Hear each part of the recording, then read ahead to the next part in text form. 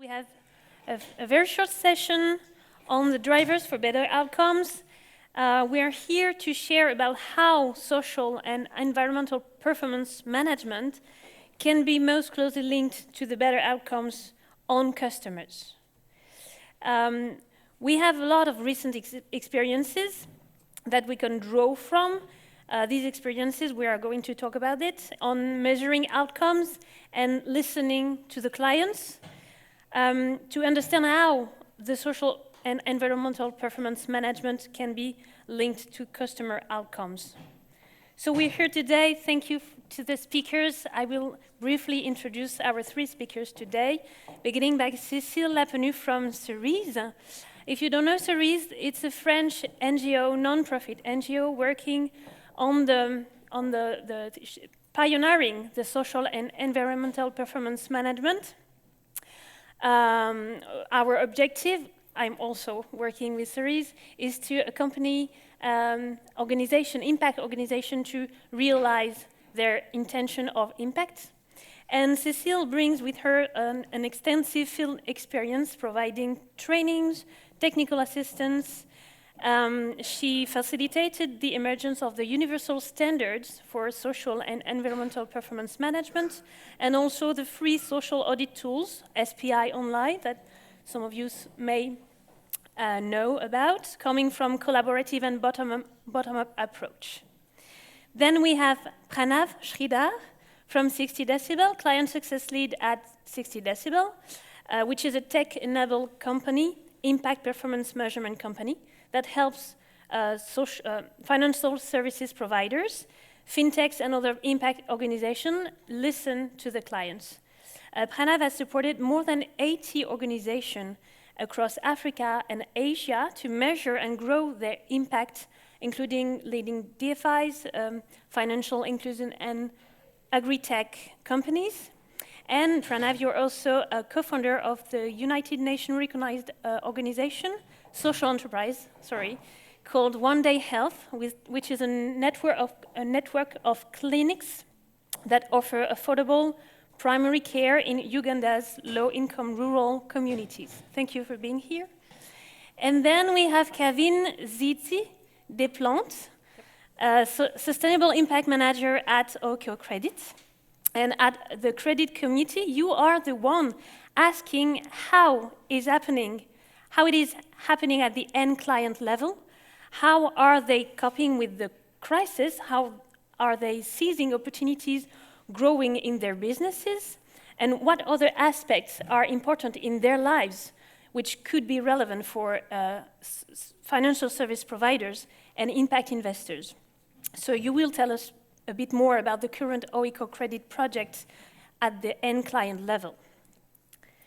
So just to begin, a short introduction of why we're here. It's been several years of discussion with the European microfinance institutions and DFIs and financial services providers all around the world about how we can harmonize and push for outcome management with social investors and these institutions on the field. We would like to contribute to a minimum set of standards indicators to collect outcomes data aligned with the SDGs, and that would support financial institution strategic and operational decision-making, and also ease the reporting to the various investors. For the record, we published at the beginning of this year a brief paper with e-MFP and the Social Performance Task Force about how we can provide a standard framework aligned with the SDGs for the financial sector, the inclusive financial sector. You can find this paper on e-MFP website, and in this paper we focus on the recent trends that are influencing outcomes management and the SDGs that are very relevant to the inclusive financial sector, which is the SDG 1, 8, and 5. 1 is ending poverty, 8 for the decent economic growth, and the SDG 5 on gender approach and gender equality. So This paper, then, we worked a lot this year with various investors and financial services providers. We had 2 online sessions in September with our working group called SDG Lab, or Lab ODD, and you can find the replays and the presentation on Cerise' website. We also had discussions in Paris on September with the outcome working group of the Social Performance Task Force. And today we had a very short session with the Investor Action Group working on this topic. So to finish on this introduction, the recent trends that are now influencing the outcomes management sector is that there is a growing demand for accountability. And getting data today has gotten easier and cheaper. For instance, we are using digital technology and MIS to collect data. And we've also adjusted our expectation of what the financial inclusive sector can really achieve, taking the SDG framework as a reference and focusing on direct changes and the client perception of changes. Social investor interest on outcome management is also growing, and there's a strong willingness to support outcomes management, from the collection of data to the data analysis with the financial services providers. But at their level, outcome management is still challenging. And for most providers, we need to build on capacities and to support with technical assistance. So on this, I will now let Cécile tell us more about the lessons learned. Cécile? Yeah, thank you, Celia. Thank you, everybody. Happy to continue the long-term exchanges on outcomes management. We have started many years ago, also with e-MFP partners and investors and financial service providers. And we are pushing the frontier further, and we have a great example here on how it can be done by investors, by technical providers, by the financial service provider themselves. And little by little, we try to facilitate outcome management, listening to the clients to take informed decisions. We see, and all the discussion we had specifically this year, we see that the providers need capacity building, but we also see that even big organizations don't know how to manage data. And I think you told us this morning that we have internally a cultural bias against data. We are not at ease with data, so we have to help also the financial service provider use their MIS data, their existing data, and making sense of the graphs that they can draw from the survey that they do. So improving the capacity of the providers, improving the quality, and we have discussed a lot how to improve quality with putting value also on the data, giving information back to the loan officer, for example, who collect the data, for them to collect useful data at the client level. Internal audit can be involved also in making sure that the data that are collected at the client level are checked and of quality. Sharing the results, exchanging, and making sense of all those data to take informed decision, training and capacity building, and OECO Credit may share a little bit how they work on this. We have also discussed a lot that we never start from scratch on outcome management. Every financial service provider has an MIS with existing data that we can start drawing from. And it's a combination of data, the complaints mechanism, and we have heard on the digital session also how the complaints can be used to improve products.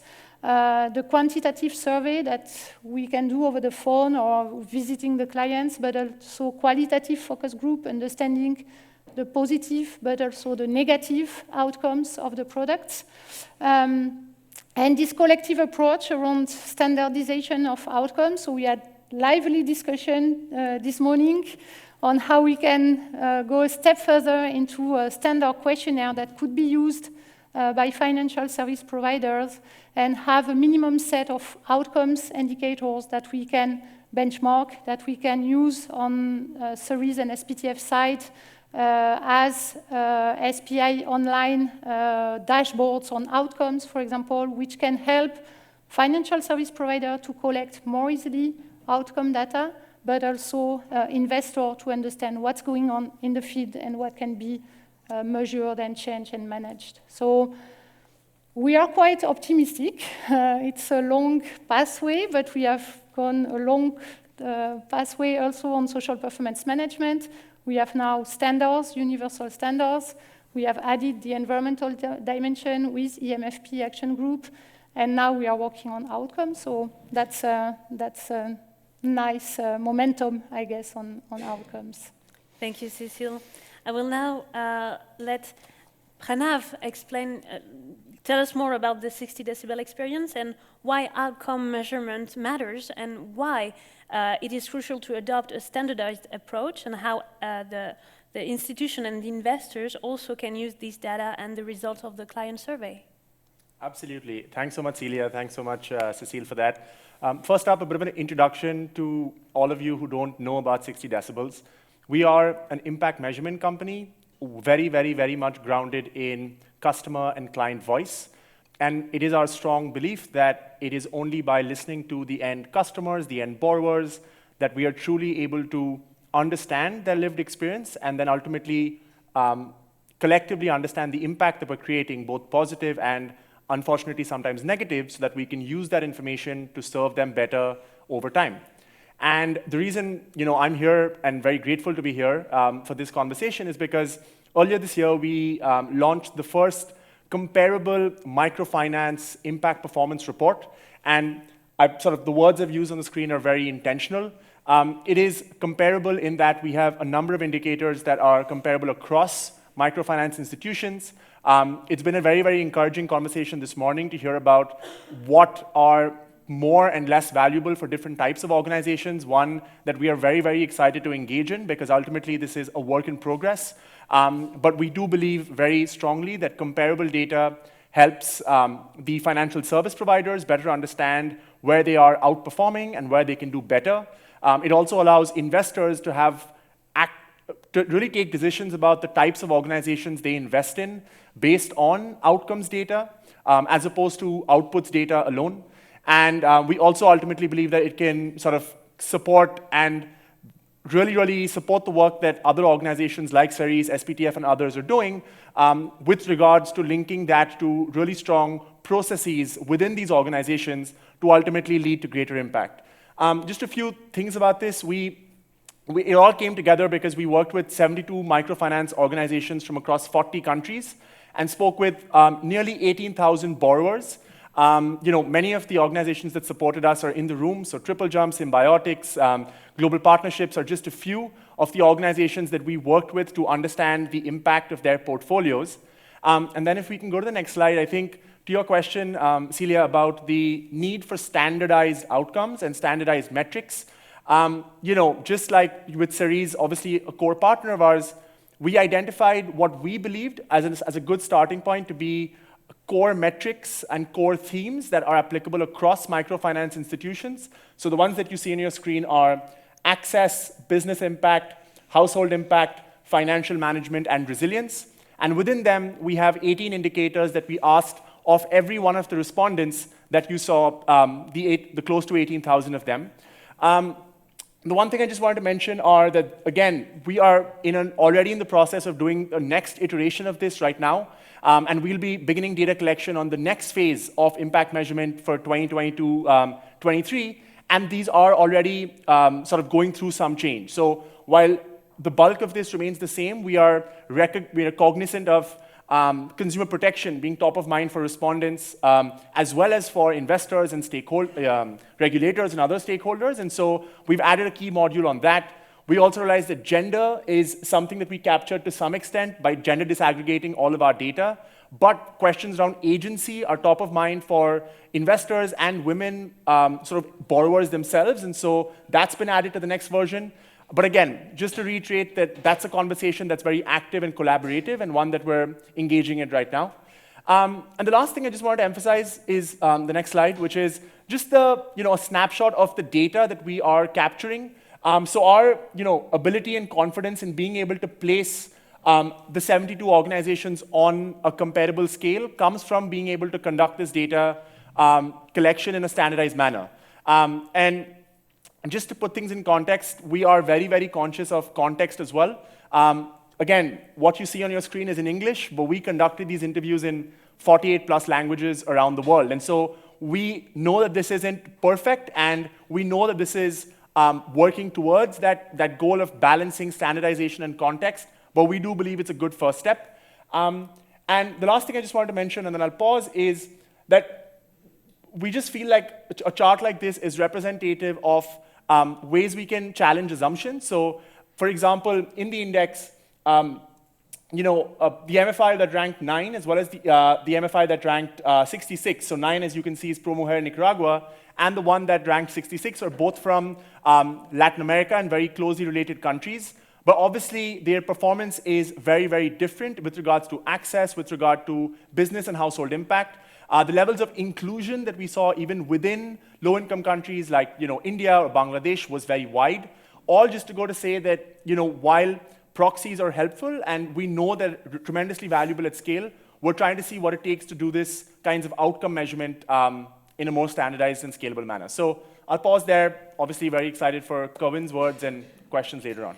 Thank you. Quick clarification, why is something yellow and something purple? That's because of the regions, and I think that's not on the chart here, but basically the ones in purple are from sub-Saharan Africa, the ones in yellow are from Latin America, and yeah, the ones in blue are South Asia. So I guess legend's not there, my bad, but that's the color coding. Thank you, Pranav. And before we go to the Kawin presentation, I just want to recall that Cerise and 60 Decibel has been working together for a lot of months. And then I would like Cécile to explain us the link between the SPI4 audit tool and 60 Decibel results through the example of Advance. Yeah, so we have an ambitious goal. We want to understand the drivers of outcomes. And one solution would be to link what we have done on the universal standards and SPI tools, so audits of the practices of the organization, and the outcome results. So what are the management practices that can drive better outcomes for the customers? That's our end goal. That's why we are working on social performance and environmental performance management for 20 years now, to make sure that at the end there is a better outcome for the clients. So hopefully we will try and find those drivers. So the idea is to link with 60 Decibel, and we have started making sure that, okay, any organization that have 60 Decibel report and SPI recent quality audit can be analyzed. So for now we have a small sample, so we won't have very interesting results, but we have started also discussing with the organization on what they see on their own analysis of the drivers of outcomes. So Advance could not join us today, but they shared some examples on how they have seen the links between what they have done in terms of social strategy, for example. So Advance Ivory Coast had a good score on SPI, on the dimension on social strategy.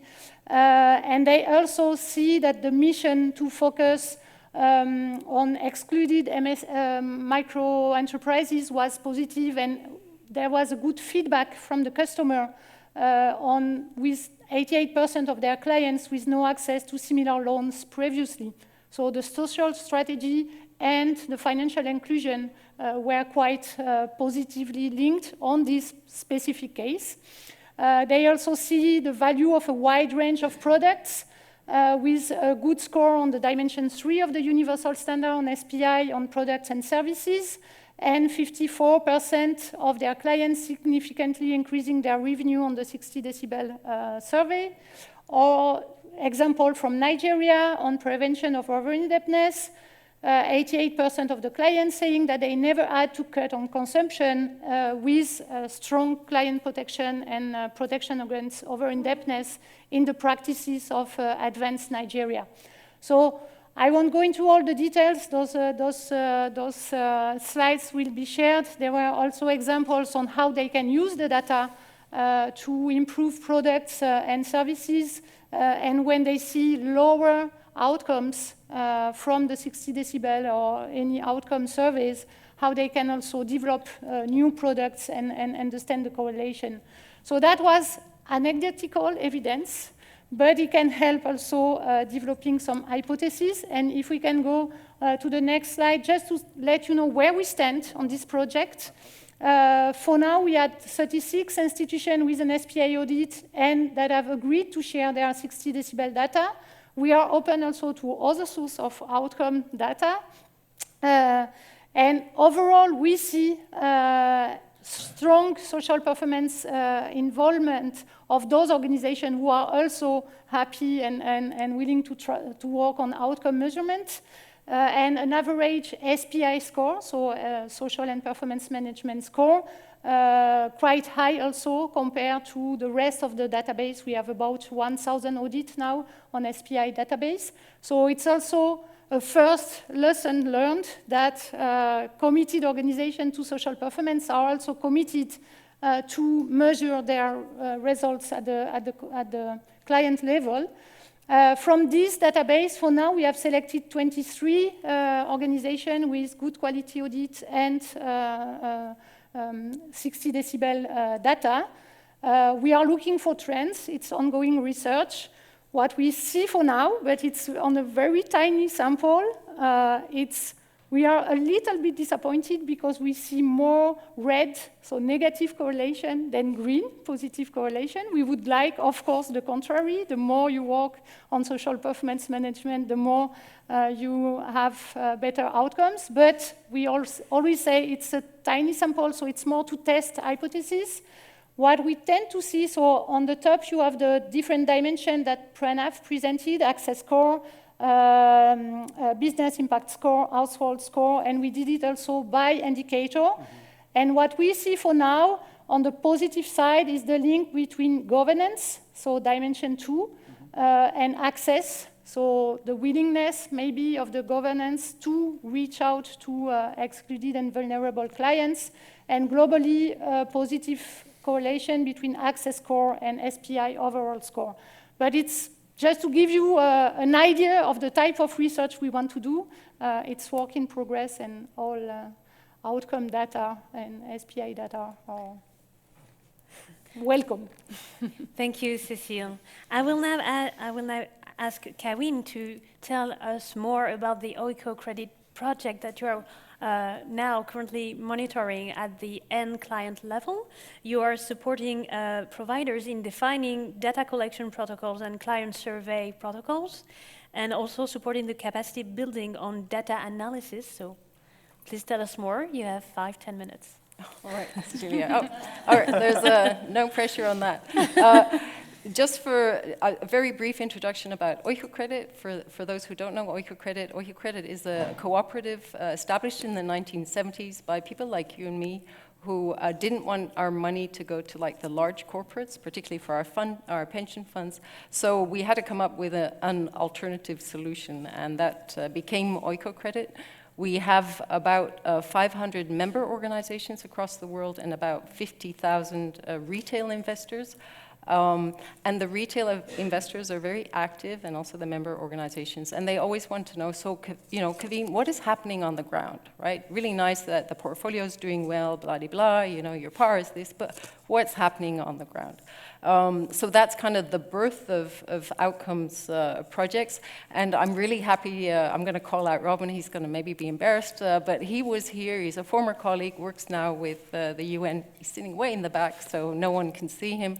He stood in this room, I think 2015, 16, 17, for our previous outcomes project. And then we were also very much working already with Cerise. So the outcomes subject is really something that has driven, I think, our whole society here together in this room to push forward. And here we are today where data is playing an even larger role, and we have some pioneering social data scientists in the room. So really nice to have that. You've heard about the outcomes projects, so I'm just going to kind of point out maybe some of the differences of our approach. The current project that we're doing is, I would say, a spin-off of the previous, and we, I'll just give a very small thing. What you see on the screen is that we're really, like any project on outcomes, we want to integrate the voices of the end clients, not just for ourselves, but also for the FSPs. And I just want you to think about what is the difference between a social enterprise and a regular enterprise, right? Regardless where in the world. And then when you've thought about that, it didn't give you much time. When you've thought about that, how are you going to make the distinctions, and how are you going to report about the differences, right? And in essence, that's what the outcomes project is about, right? So what we're also doing is trying to then go back to data, to instantaneously visualize data, because that is one of the great perks of the digital era that we live in. You can do that. We have now all these really nice programs that instantaneously will visualize your data. Very nice. But then if we go to the building of capacity, the one word that also Cécile was mentioning was analysis, data analysis. So we live in a world where there is a plethora, there's tons and tons of data, right? And you can collect it, but then what do you do with it? And how can you analyze it?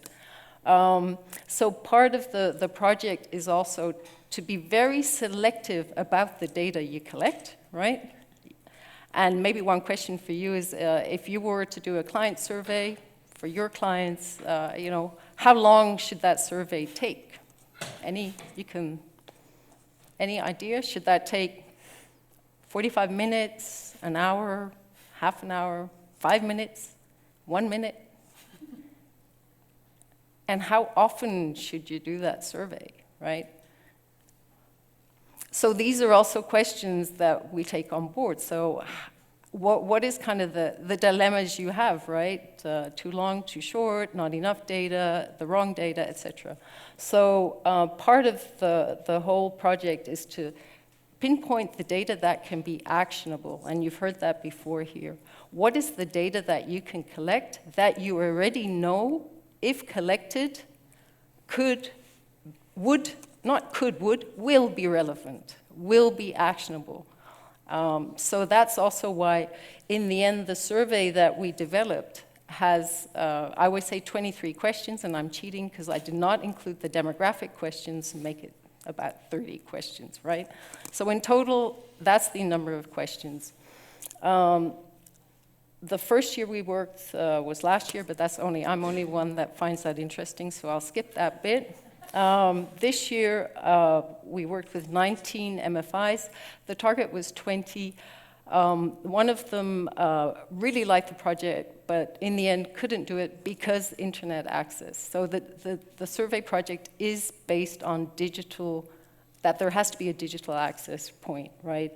And in the end, we collected, together with the 19 MFIs, about 18,500 end client respondents. And so why do I mention this number? Because there's always people in the room who are statisticians and ask, is your sample representative, So this is part of the answer to that question. Yes, it is representative. But is it a scientific study? No, it's not.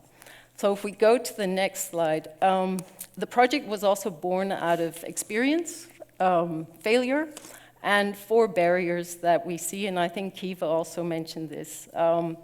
One of the big things about surveys is that organizations say, great, but like, were you thinking about, oh gosh, what's the ideal time frame? What do? You got surveys in Excel, then you got to put them somewhere else, and then they've got to go into a report. It takes a lot of time and effort, and then people don't do anything with the data, so in the end, it stays buried. So what I'm saying is that you can actually gain efficiency, and the project showed that. We're in the 2nd year, and we see just that time. Efficiencies, time managers are always asking about that. Time seems to be the most big indicator for efficiency. Yes, we've been able to compress time. The other thing is, yeah, our customers are hard to reach. Well, guess what? The new digital, you just need a tablet or someone that has a smartphone. They can go all the way where there's no internet connection, get all the data. So that's not an issue, right? Maybe the customer doesn't want to and is savvy. Yeah, what are you using my data for? How are you going to help me? Those are also things that are surmountable. Responses can be validated because, as Cécile said, there is an MIS system, so we can check, we can validate some of the responses, plus you can set up a survey that way. But I think the most important thing for us was the analysis part. So how can you work together with an organization so that their staff and also us, we learn together? And that's the way we set up the project. And I think if you go to the next slide, oh, I'm already showing you the dashboard. So maybe we should go back to the previous. No, it doesn't matter. What we set up was really a collaborative effort. So for us, it's really, really important for that project that when we start, it's an annual project, so it's an annual survey done once. The whole project from beginning to end should take 6 months. No, for the managers in the room, it doesn't mean 40 hours for every single person in your team. It just means 2 hours a week or something. And then basically, the transfer of knowledge is because there's 2 people from the MFI who are part of the team. You've made a team. And together you review the survey, you review the language version, you test the application, and then together you also decide, hey, how are we going to action the data in the organization? And isn't that something that all of you also deal with? You've got this wonderful data, this information, how are you going to get it through to your management board, to your supervisory board, to the ambassador that you need to take it further? And I think we've been lucky that some of the team members on our teams were actually the CEOs. They were so excited. They were like, no, I want this to be my project. They didn't say it literally like that, but you could tell that was their excitement. So that really helped. And now we're going into our third, and I recognize also very much the efforts together with 60 Decibels. I've talked quite a few times at the beginning also, and with Cerise, to at least align on some of the indicators, even though maybe the approaches are very different, because it should be a win-win for the FSPs, but particularly for the end clients, right? Because in the end, they're the ones that provide their information. We would not be very happy with our financial institutions if they ask all kinds of questions, or maybe we would, I don't know. If they show more interest in us, that might be nice. So in the end, what we did also, and I mentioned that, was visualizing the data, is to make the digital connection. What happens is that the survey is collected digitally, and then it connects straight into this Power BI that we developed. And each FSP just can access their portion of the data in the Power BI, which they can slice and dice in any way they would like to do. So according to loan, according to branch, gender, and my favorite one, a question I insisted on putting in was the extreme weather has affected my income, because others were going, yeah, why do you need to include that? I said, yes, we need to include that. And guess what?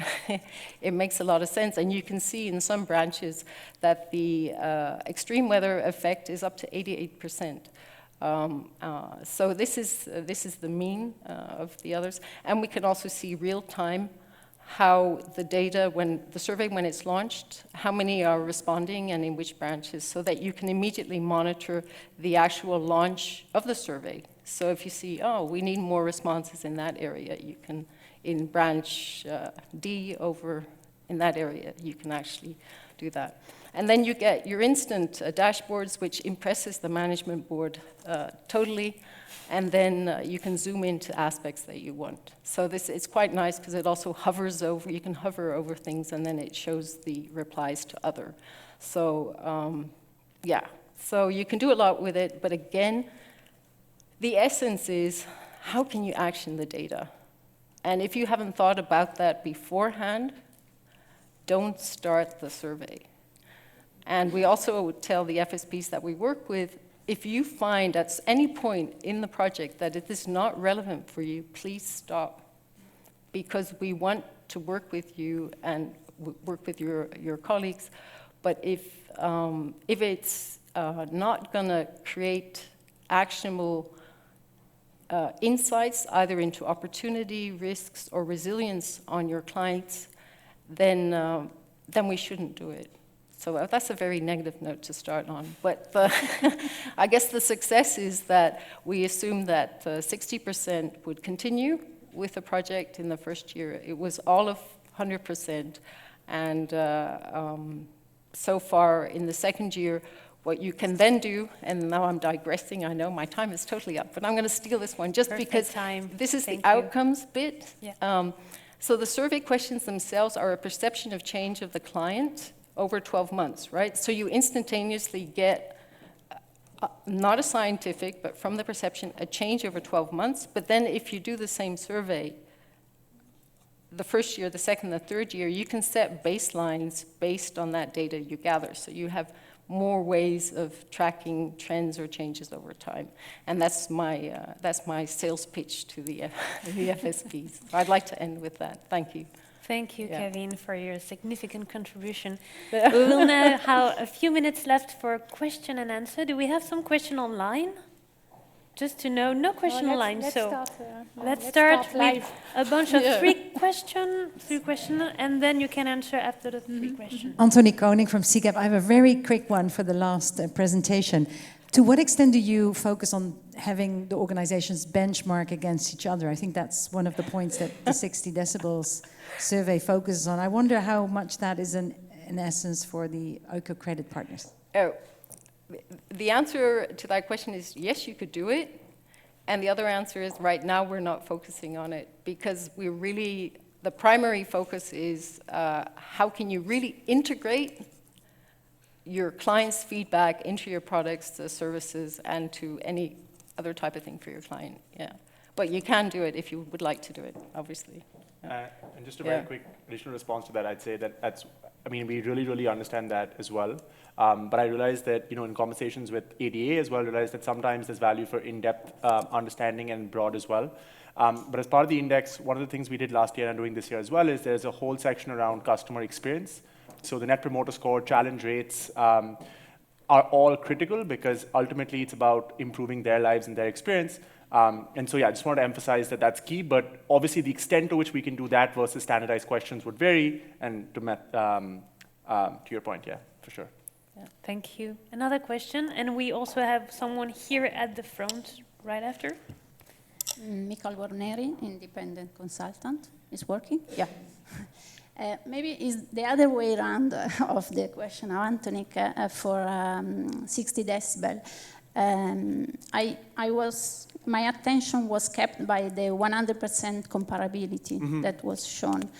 And I'm a bit suspicious of the 100% comparability because in my experience working on the field in microfinance since now some years, I know that the context matters a lot. And access, household development, all the 5 can be differently defined and can be measured in different ways in different contexts. And I have to admit, I'm a bit suspicious of seeing that all the 4 strengths are from the same region, if I understood well. Yes. So it's just if you can comment on that, how 60 decibel integrate the context in its work. Yes.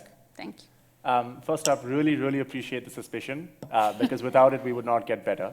And the second point is, I think it's trying to make a point, but I think you are spot on that we have some way to go to improve comparability without a doubt. And that's both because of the nature of the metrics themselves, as well as the context in which they're applied. So I'll explain both in a second. On metrics themselves, right? One of the things we understand is that different microfinance institutions have different impact goals. For some of them, it's about women empowerment. For some of them, it's about income increases. For some of them, it's about helping mitigate a financial sort of shock. and for others, it might actually be not at all income generating, but rather about, as we saw in one example, for housing and house improvements, etc., right? And so one of the questions that was not on the screen in sort of displayed was around employment. We asked respondents the extent to which their employment or their ability to employ others had changed before and after taking the loan. And what we found was that there was tremendous regional variation, with sub-Saharan Africa having the highest increases, and in Southeast Asia, the increases being the lowest. And the reason for that, we discovered over time, was that there is just a greater propensity for growth in terms of employment in region A versus region B because of how those loan providers were focusing their customer bases, right? And so I think to qualify the comparability, I think the point is more about the metrics and the indicators. To Cecile's point, I think we're finally at that stage in the sector where there's an increasing alignment, not on all the metrics, but on a large number of them. And so the metrics and the way the data was collected is 100% or very largely comparable. 100% is a strong word, and I should probably change that. But what's key is that over time, and this year is a great example, we're actually picking geographic concentration. So for example, we will compare Indian MFIs to other Indian MFIs. We'll compare Cambodian MFIs to other Cambodian MFIs. And the reason we think that kind of data comparison is helpful is not so much because you want to be top of the list, but because it provides everyone a common vocabulary to understand their impact and not look at it in isolation. And very quickly on context, you're spot on again, which is that what it means, like even one of the, just apart from microfinance, one of the things we found in our research is that different geographies are just are so varied in their perception of customer experience, which is to say, in some geographies, people are very open about criticism. In other geographies, they are not, right? And so how is that reflected in comparison is very important. And so I'll summarize by saying your suspicion is spot on, we're ourselves suspicious, and that we have some way to go. Thank you. We have a question here and also someone at the back, right after. Thank you. Thanks. So my question was regarding this correlation between both methodologies, and I'm just not sure I understand what the negative correlation is about. Like, why do you get some negative correlation?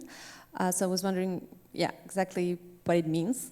And also curious on why the resilience score is red almost everywhere, whereas the other are less. So first of all, work in progress, tiny sample. So we cannot take the data for granted. It's just an illustration of where we want to go. We put in green positive correlation when there is a positive correlation between good performance management, so good practice in the organization, and good outcome at the client level. We put red or negative, or all the negative correlation when we see a negative link between strong SPM management and low or negative output for the clients, or vice versa, when there is low social performance management but high outcome on the client. So our hypothesis, of course, it's why we are here for more than 20 years, is that the more we work on social performance management, the better impact on the clients. So that's the way, so it's not the statistics, it's just the way we want to interpret the data. And yes, we see that the resilience score for now is always negatively correlated with social performance management. But we know also that on the resilience, there are plenty of aspects which can interfere, like the COVID situation, like the crisis in the country. So we need a very large sample to take into account context and different aspects. So for now, I just show you this. Maybe I will even drop the slide from the presentation, because it's just to show you how we want to work on this. Of course, our aim would be to see, our hypothesis would be all green. So the more you work and invest on social performance management, the better outcome for your clients. But yeah, that's work in progress, and we will change this over time. Thank you. One question here, and then Emilia, and then someone. Good afternoon, and thank you very much for this session. This is to my heart, a topic that I've been working a lot. I am Natalia Real Pecarrillo, Director of eData Sustainable Solutions, and we work to empower microfinance institutions to collect data from their end customers. So I was very interested in the experience that you have had at Oikocredit, and especially, so I have two questions. One is, if you have collected feedback of the loan officers of this process that is new to them, and if you have a process for that impact collection. In our case, when we provide the tools to microfinance institutions, we are doing like impact of the impact assessment, so having questionnaire to the enumerator, so to the loan officer, with experience in digital tools, expectations on the needs of the customer, and then after the data collection, how has it been for them? And I see different perspectives from the microfinance institutions. One, not some microfinance institutions that are very social driven, like for us this is very important to give the loan officers the sense that we are a social company, that for us it's important to listen to the clients. And on the other hand, other institutions saying, let's look at the number of questions because our loan officers have other things rather than to listen to the clients. So this is like something in between, whether outsourcing those data collections or doing with the clients. So I would like to know about the feedback. And the second question is, what do you recommend to other microfinance institutions or funders that would like to do the process by themselves? What would you do different from your experience, or what would you encourage if they want to have this comparability of data? If you want to have these dashboards, what would you say to them? Yeah, all great and absolutely relevant questions. And the answer to your first question about what you do, because the survey is indeed collected in many different ways. So either it's the investment officer who has a tablet, and inevitably, it's like you're not supposed to influence your client. You're just supposed to explain how the tablet works. And we're not there at that point in time, so you have no idea. But you could check, of course, the data and do kind of a test to see if the data is plausible, like they do with the European Song Festival, right? Yo, these votes, that's not plausible. Throw them out. The other one, so what we've seen in practice is that also organizations have different setups, right? So some have a call center that they set up specifically to do that. Some have a great marketing team at Central that goes out and does, that have been trained in serving the ideals. And others are in between. So obviously you have a training for investment officers. You get the feedback, but we have other targets. So you have to, together with management, find the incentives. If the CEO is there, that's pretty easy, right? The CEO is endorsing it, and then everyone goes, oh yeah, then we have to do it. But so the answer to that is many different approaches. But for sure, to have that training with whoever is actually doing the actual surveying, like you would do with any surveyor. And then the other question that you had, I just had in my mind, and now it flew out. So you got to remind me. The recommendation to other investors or microfinance institutions. On how to do if you want to do it yourself. One of them I would say is embrace technology and don't be afraid of it. So we had some organizations, and we particularly also, our selection was also kind of biased to those that we knew really were doing surveys but could really benefit from the technology, right? And be willing to test and fail. So we always had a little test. A small test to pilot and fail. It's like, right, you have to fail now on this one because that's where you learn. So that's the other one.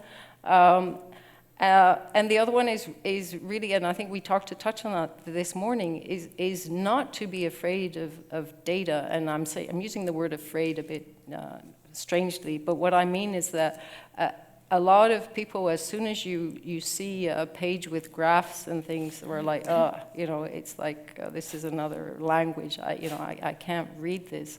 And that's universal for probably, I think, 60% or more of the population, probably 80%. So something like this, like, oh gosh, what is this? Forget it. So an institution just has to find someone who doesn't have that aversion, that first reaction, and who can then take someone, lead them through the data, because it is actually quite simple. I mean, these are 6 mini stories, right? These are 6 mini stories.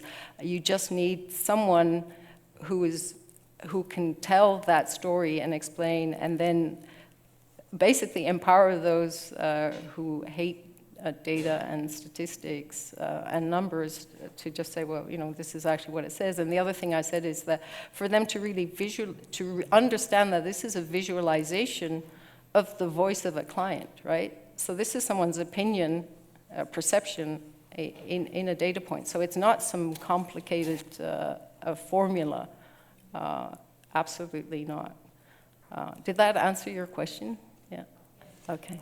And maybe to complete a bit, I think that's also the work that we do with Cerise and SPTF, trying to have standard questionnaire that financial service provider can take inspiration, and we have been working today on this. Having local capacities to help also with the social and environmental performance management experts that we train on the field to have also local support. Drawing from different experience with investors, to data collection providers who can help on the first stage at least, and also using the data and making sense of it. And we have also plenty, we have digitalization, but we have used, for example, Kobo Toolbox. It's a free tool which can work offline. That organization have used in Malawi, for example, as a test. And yeah, there are plenty of techniques to start small, but start and listen to the clients on a 60 decibel voice sound. Thank you. We have a question here. Yeah. Hello, everyone. This is Amelia with SPTF. I had a comment and a question. So the comment, since Advance shared so nicely, honestly, some of the weakness and transparency, I wanted to say that they have applied to SPTF's Responsible Inclusive Finance Facility to work on their transparency. And I think it was because they scored low on the SPI, and then they listened to their clients, and they're like, the clients didn't get it. And the double punch was like, okay, we're not good at transparency. So I think that's another complementary aspect of this. But in addition, in the positive side, the SPI half is the management practices. So it's not just, oh, I scored low on transparency in my 60 decibels survey, I'm bad at this. It's like, here's the practices that if I had in place could have helped. So it was less intimidating. So just to comment on the complementarity of these two tools, I think they spurred action, in part because it's more convincing to triangulate and get that message twice, but also because there's a path to improvement. And then on your question, I wanted to say, with the correlation analysis, first of all, as Cécile said, that sample is not statistically significant. But the other thing she said, and it's a lesson that we've learned, is almost all of the FSPs that agreed to share their scores with us were strong in SPM. So you could have scored like an 80% on dimension 1 and and then the other person could have scored a 75, which is basically comparable, but maybe the 75 is slightly better on household outcomes than the 80%. So it's going to show a negative correlation when in fact it's basically like 2 strong FSPs in this area and one's going to score a little higher than the other. So what we have learned is that we need to diversify our sample and have FSPs that are not strong in social performance management as well as ones that are. And then, so this is, and the reason why I wanted to say that out loud to clarify these numbers, but also as a call to action, we are building this database. So if anybody in this room would like to have us work with their partners, and especially if they're new to social performance management, that would be a way to contribute to our sector. So please come see me or anyone on the stage afterwards about that. Thanks. Thank you. Do we have a last question? Maybe not. So maybe I'll wrap up right now. Just to inform you about next steps, investors. This morning, you know from this morning that we want to continue the work we did this morning on standardized indicators and questionnaire to collect outcome data at client level. And this workshop will be online on December 2nd. The SPI Online new platform should be out at the very beginning of next year. And we want to continue the work on harmonizing and pushing for outcome management for the inclusive finance sector, but also adopting a gender approach and focusing on other sectors like the responsible investment in agriculture or energy access, focusing on environmental risk, governance and performance management. So that's it for us today.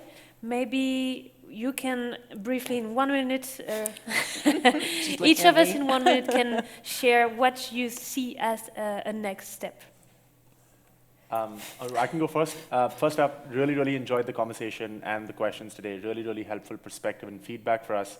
I think the two things that come to my mind are, one, internally for us at 60 Decibels, we are actively looking forward to the next iteration of the Microfinance Index. Next year, I can speak from our latest numbers from this morning. We already have reached close to the number of MFIs we worked with last year. We're hoping to hit 100 plus so that we'll have greater comparability and work closer and closer to that 100% that is so elusive. That's one. And then second is I am personally very excited about ways in which we can support the MFIs, access this data and do more with it, because really it's about the combination of the multiple ways in which the data is helpful, both for more effective capital allocation, but also for MFIs to improve their products and serve their customers better, because ultimately that's the goal. So I'm very excited for us to be able to integrate it more and find ways to do that in conversation with all of you. Thank you. Thank you, Pranav. I think at Cerise plus SPTF level, the way is to push still the frontier of social performance management. So have framework on outcome measurement as we have now, framework on social and environmental performance management, and local capacities and capacity building to help implement, because our standards are done to be implemented with the input from all the stakeholders, with all of us. In a collaborative way. Yeah. And you, Kevin? I think the first one is very much also inspired by the session before that we had about responsible digital finance. The survey is digital, and what we see is we have people that, of course, have to do the tick box on, hey, this is my, privacy or data security. For them, whoever's ticking that box to really understand what they are ticking, right? And so that's part of the digital education. So that's a really important, it's like an additional spin-off of the project. And the other one is how to then get that data back to the client, because it's their data, right? And I just had an interesting conversation with Laura in the hallway, so this is my most actionable point, is to check out with someone who has developed also an app for the client. So not for the FSB, but for the client. And who knows, maybe we can integrate the technology. It's a lot of technological innovation as well, yeah.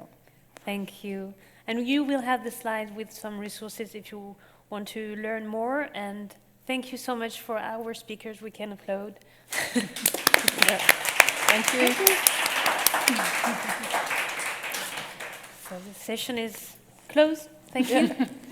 Have a Thank good you for week. joining. Yeah.